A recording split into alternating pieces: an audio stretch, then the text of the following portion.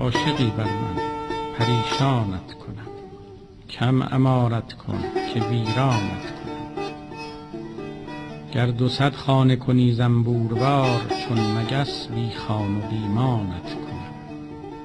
تو بر آن که خلق را حیران کنی، من بر آن که مست و حیرانت کنم.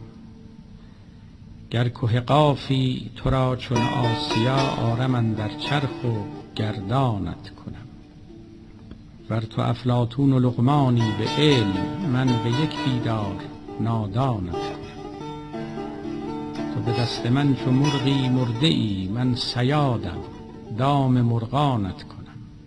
بر سر گنجی چو ماری خفته ای، من چو مار خسته پیچانت کنم.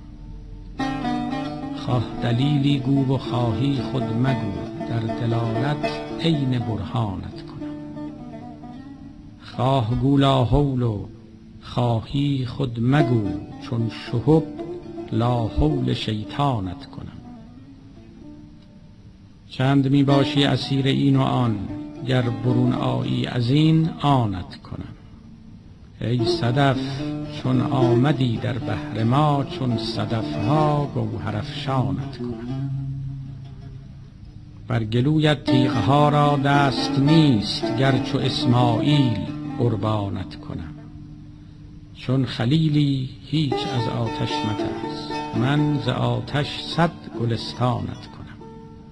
دامن ما گیر اگر تردامنی، تا چو مه از نور دامانت کنم. من همایم سایه کردم بر سرت، تا که افریدون و سلطانت کنم. هین قرایت کم کن و خاموش باش، تا بخوانم عین قرآنت کنم.